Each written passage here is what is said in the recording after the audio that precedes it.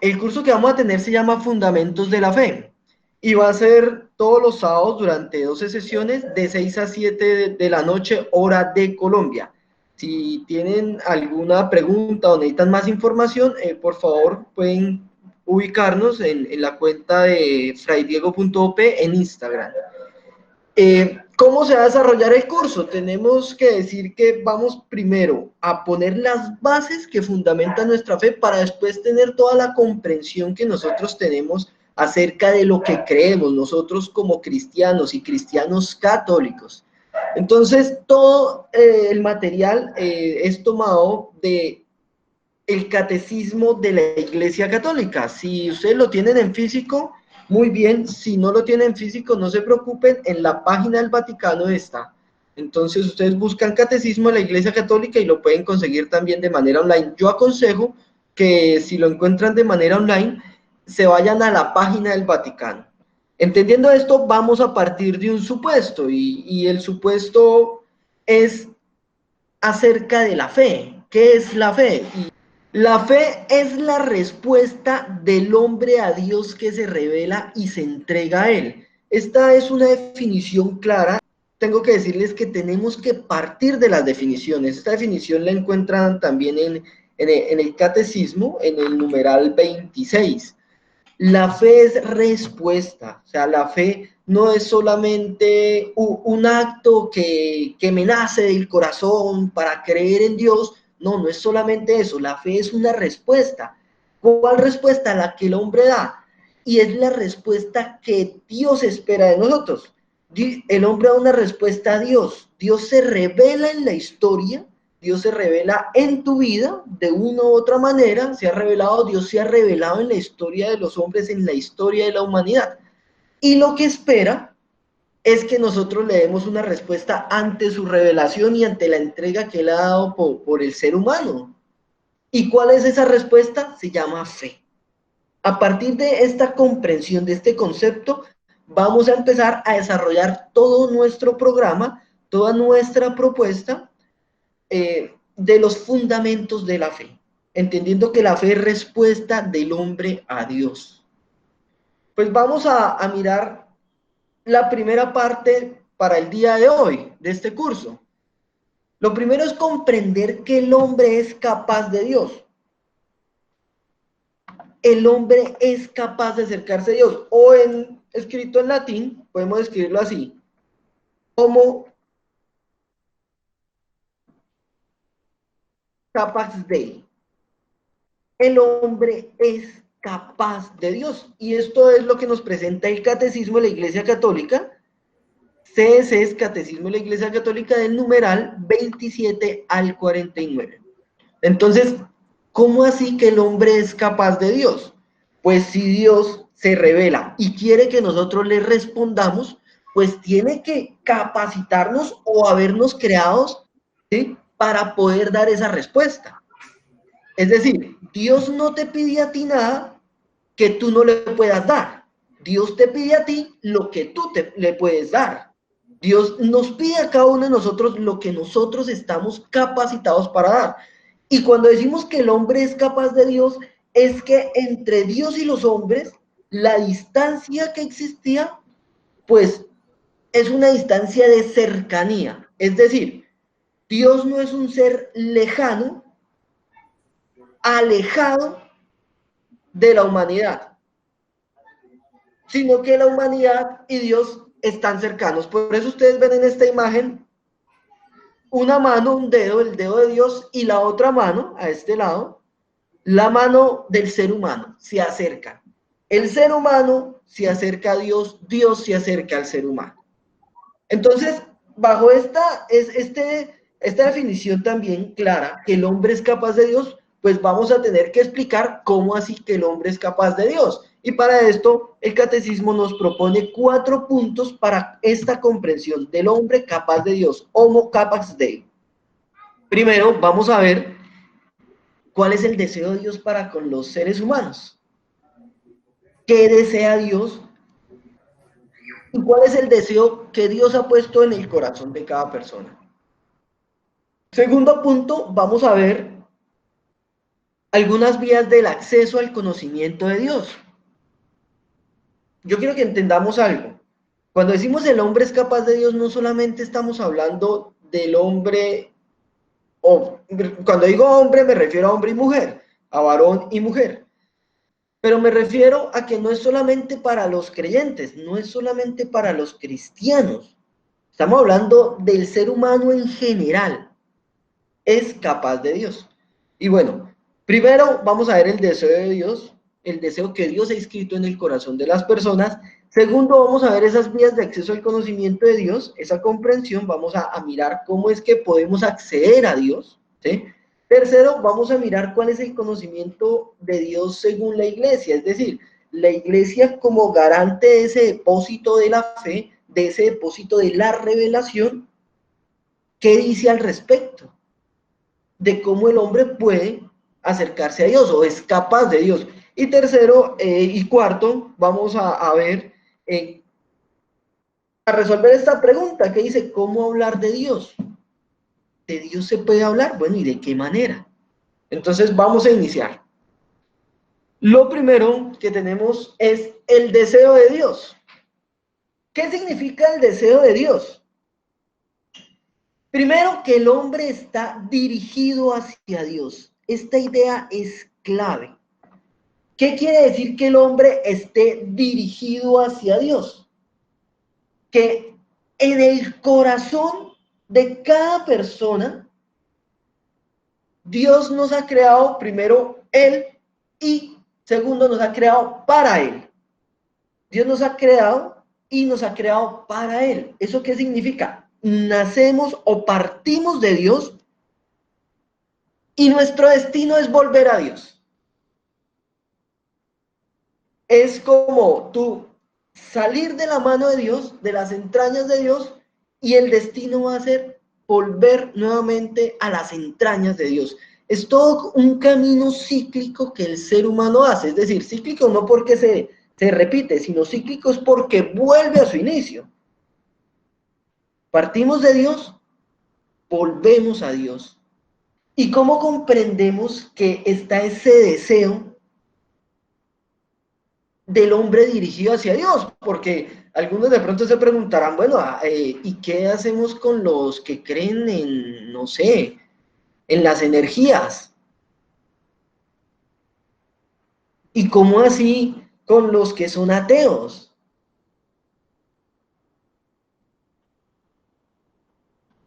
Bueno, hay que decir una cosa. Uno puede partir de una idea muy clara. El hombre anda en búsqueda de la verdad y de la felicidad. Aquí lo escribimos como la dicha, pero podemos escribirlo mejor como la felicidad. El bien tal vez más grande que puede tener la persona es la felicidad. Y la felicidad se encuentra de la mano de la verdad. Porque estamos diseñados para buscar la verdad, para dar razones, para comprender la existencia. Entonces, intrínsecamente en cada persona hay una búsqueda de la verdad. Tú la puedes buscar, no sé, a través de los medios científicos, a través de la biología, a través de la observación de los planetas, a través de las observaciones psicológicas, sociales. Estamos buscando la verdad. Y esa verdad está encaminada a la felicidad. Aristóteles, un filósofo de la antigüedad, griego clásico que le llamamos, él decía que el bien más grandioso que puede tener una persona se llama la felicidad. ¿Por qué la felicidad? Decía él. Y la respuesta es muy sencilla, porque es el bien que no te remite a buscar otro bien.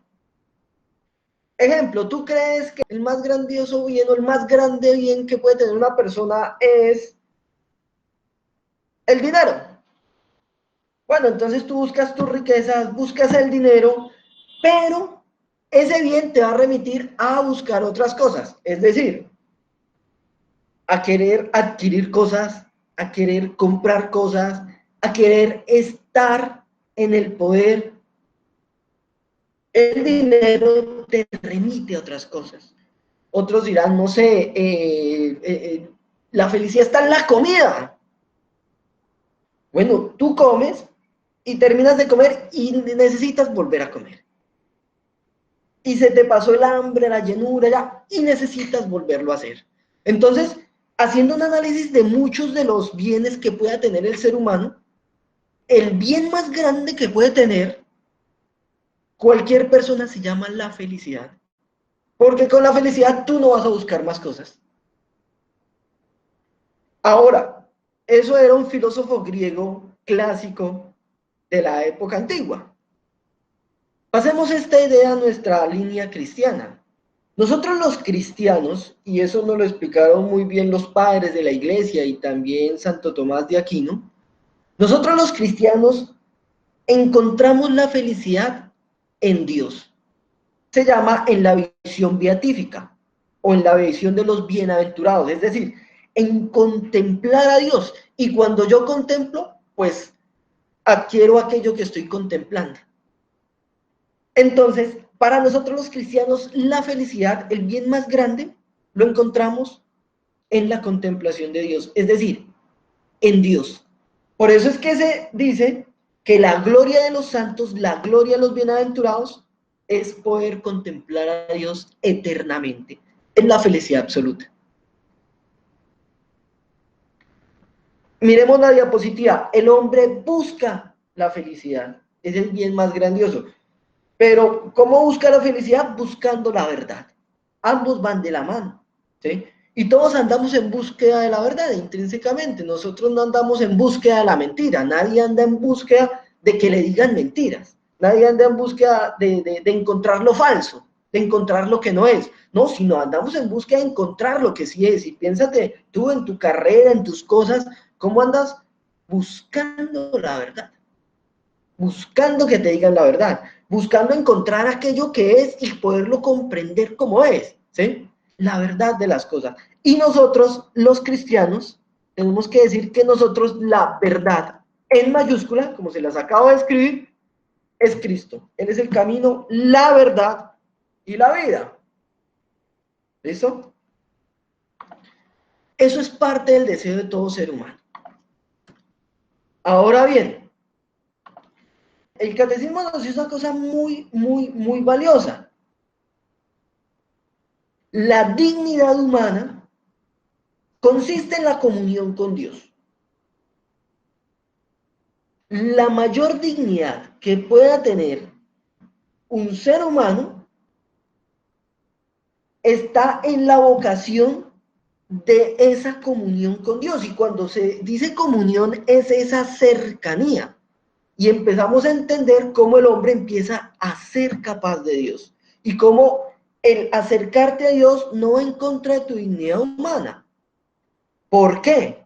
Porque si de Dios has salido, si de Dios has sido creado, ¿sí?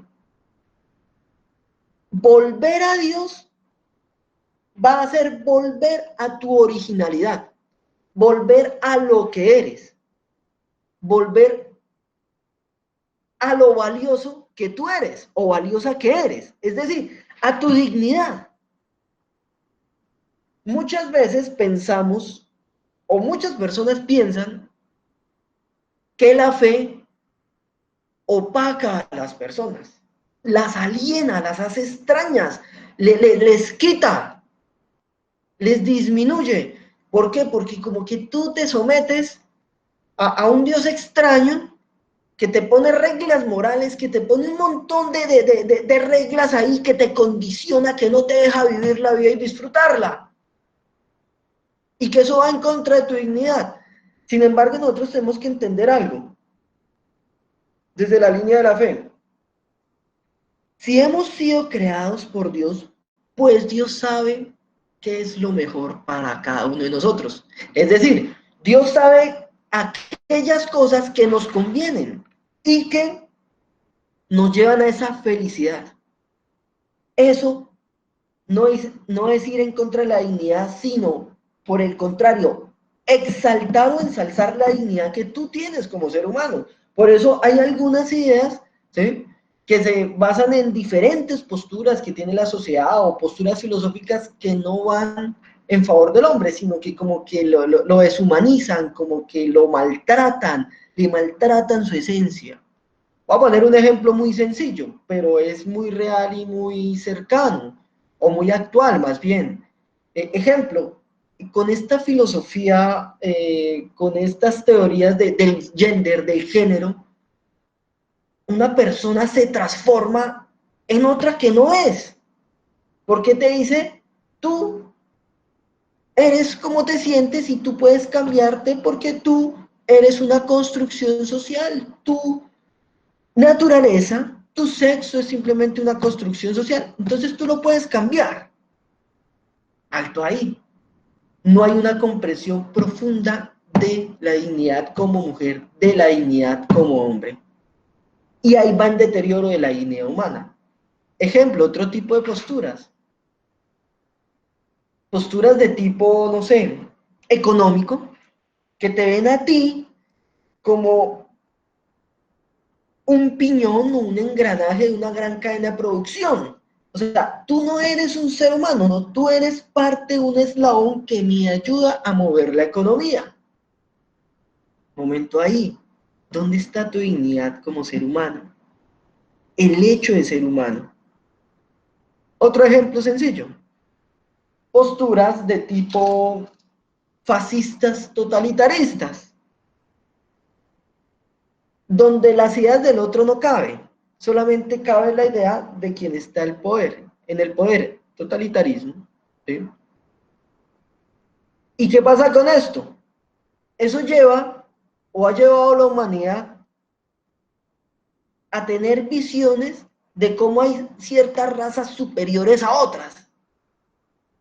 La dignidad de unos por encima de otros. Nada, el ser humano tiene una dignidad por ser humano. Y la dignidad de ser humano es grandiosa y es respetada completamente. Entonces, volvamos aquí. El acercarte a Dios no desfigura tu dignidad, no la disminuye. El acercarte a Dios ayuda a que tú reconozcas tu dignidad como ser humano y después también como creyente. Otro punto de ese deseo de Dios que está inscrito en los seres humanos es este. El hombre es un ser religioso. ¿Cómo se explica eso que el hombre es un ser religioso si hay tantas creencias, hay tantas religiones? ¿Qué quiere decir esto?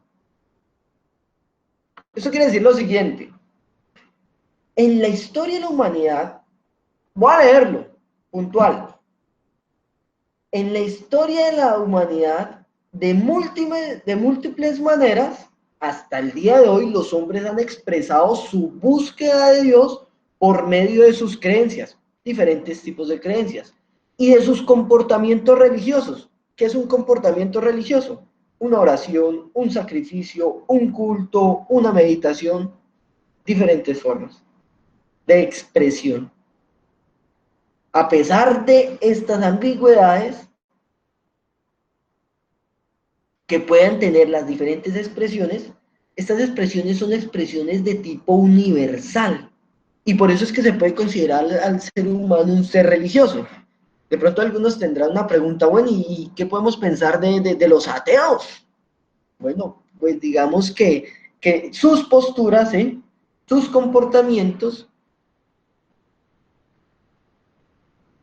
lo que han hecho es, pues, en muchos casos, cuando son científicos, poner el conocimiento científico como aquel que te lleva a comprender esta verdad, la verdad de las cosas y el que te va a traer la felicidad. Sin embargo, de diferentes formas nosotros expresamos una creencia en algo que nos supera, en algo externo a nosotros, en algo trascendente. Muchos nosotros le llamamos Dios, otros le llaman la naturaleza, otros le llaman el espacio, la creación, pero es algo que nos supera, que supera al ser humano. El ser humano, cuando se mira a sí mismo, mira lo limitado que es. Sus limitantes en el tiempo, porque no somos eternos, nuestros limitantes de movilidad, nuestras limitantes en la fuerza, etcétera, etcétera. Y cuando comprendemos nuestras limitantes, empezamos a ver que hay algo externo que nos supera. El planeta nos supera, la vida del planeta creo que va en 5.000 millones, del planeta Tierra, 5.000 millones de años. Y un ser humano en promedio, ¿cuánto puede vivir? ¿Cuántos millones de años lleva la humanidad sobre la Tierra? Y el planeta ya lleva 5.000 millones de años, parece ser que un poco más. Entonces, nosotros si nos comparamos con lo externo, nosotros nos podemos ver muy chiquitos, muy pequeños, muy limitados, como una pequeña sombra, algo fugaz. Entonces, claro, al poder buscar o al querer buscar aquello trascendente, pues hay diferentes formas de expresarse. Y en este caso, para quienes tenemos alguna creencia, bueno, lo expresamos con comportamientos religiosos. Por eso podemos decir que el hombre es un ser religioso. Y nosotros ya cristianamente entendemos que eso en el fondo es un deseo de Dios que Dios ha puesto en el corazón de nosotros, en el interior. Allá en el fondo, cuando digo el corazón, no me refiero al,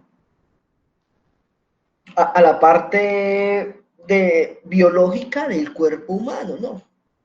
El que bombea sangre, no, no estoy hablando de eso, me refiero al interior, a lo más íntimo de la persona. Allá hay un deseo, y un deseo en el fondo de aquello que nos trasciende, que le llamamos Dios.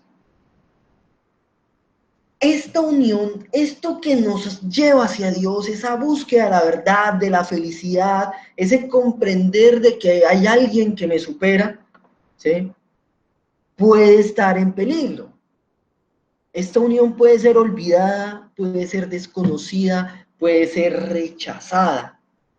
¿Por qué? Hay muchas causas, pero la primera es por la libertad. El ser humano es libre, libre para escoger, libre para rechazar, libre para recibir, libre para rechazar. Y entonces, entre los muchos factores que podemos decir de uso de la libertad, bueno, puede ser que una rebelión contra las cosas del mundo, puede ser que haya una ignorancia, puede ser que hay una apatía, una diferencia a todo lo que sea un sentimiento religioso, afanes por las riquezas, por el mundo, por la investigación. También puede ser que nosotros rechazamos ese deseo de Dios, pues por los malos ejemplos de muchos creyentes. Estamos en una época de muchos escándalos, entonces eso también puede que nos opaque la fe. Rechazamos esto que tenemos en el interior, lo negamos. Nosotros podemos también sustentar nuestras creencias también pues por filosofías adversas a lo religioso. Hay filosofías muy duras, muy hostiles contra todo lo que sea lo religioso. Posturas muy, muy, muy fuertes. Y bueno, y en última también dice el catecismo, pues también nosotros rechazamos ese deseo de Dios pues por el pecado. El pecado me aleja de Dios. ¿Por qué? Sencillísimo, el ejemplo de Adán y Eva. No coman de ese fruto, comieron del fruto. Cuando llegó Dios se escondieron. Cuando hicieron lo que Dios no quería, pues no tenían cara para ponerle Dios, entonces fueron y se escondieron. Así pasa con el pecado. Pecas y bueno, te escondes, te sientes mal con Dios. Entonces, ¿qué podemos decir en cuanto al deseo? Que esta búsqueda de Dios, de esa verdad, de esa felicidad, que me causa esa felicidad absoluta, esta búsqueda exige del hombre todo el esfuerzo de su inteligencia. No estamos aniquilando la inteligencia. Exige la rectitud de voluntad, un corazón recto, y también el testimonio de otros que le enseñen a las personas a buscar a Dios. Hasta aquí nuestra parte del deseo de Dios en las personas. ¿Tienen alguna pregunta?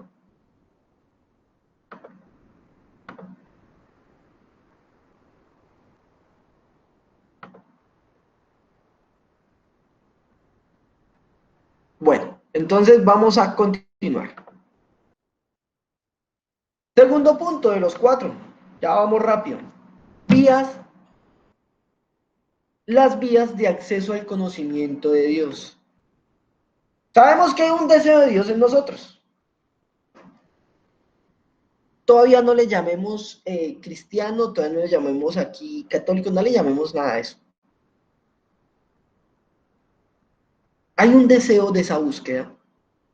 ¿Cómo lo encontramos? ¿Cómo encontramos a aquel ser trascendente, aquel que estoy buscando desde el interior, desde lo profundo de mí? ¿Cómo lo encontramos?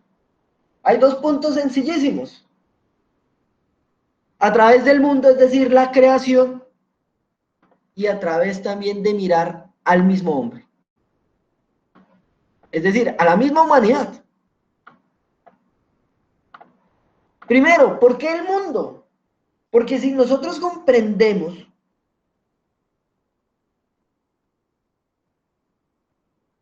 que todo ha sido creado por Dios, pues entonces, al observar el mundo, podemos ver una huella de Dios.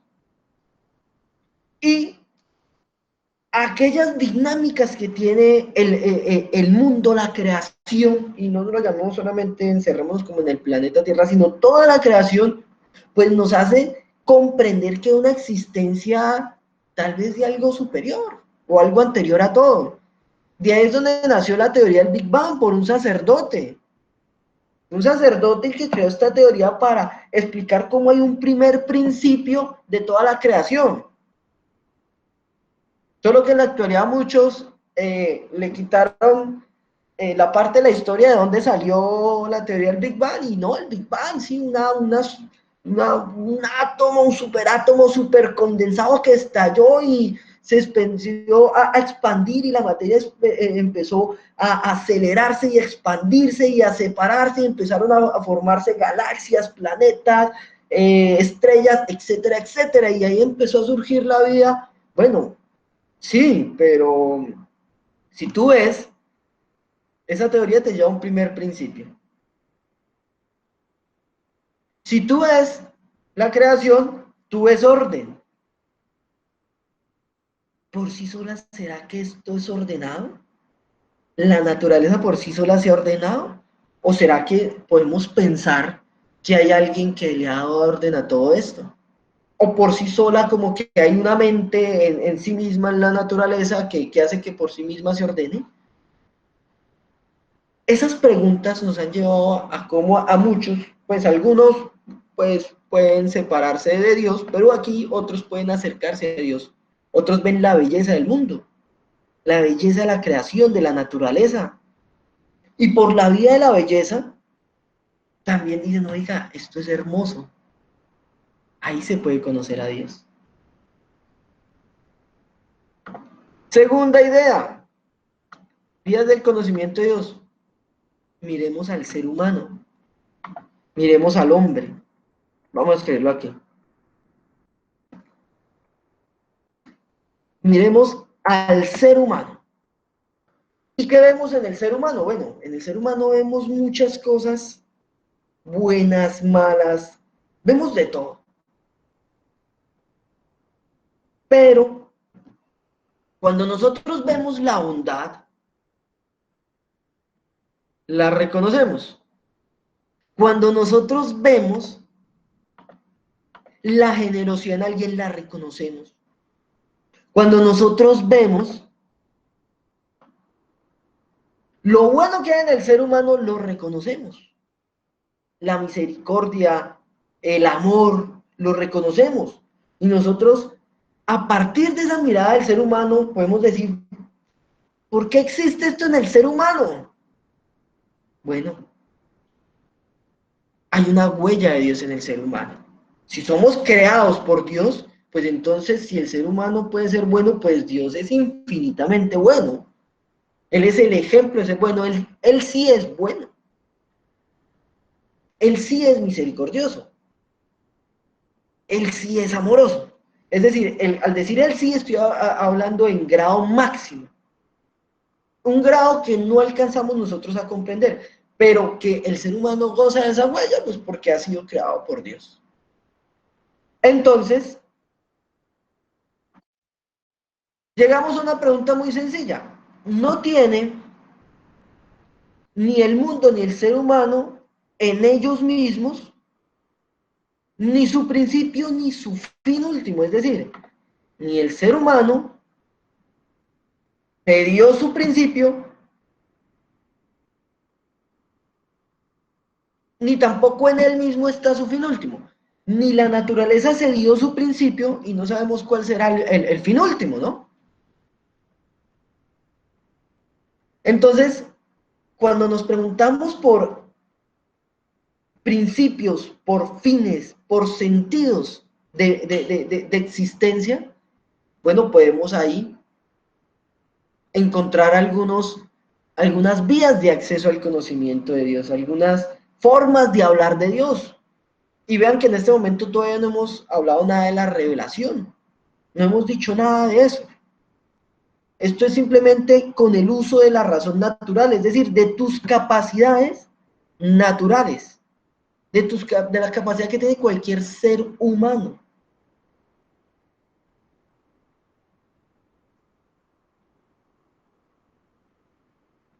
¿Hay alguna pregunta ahí al respecto?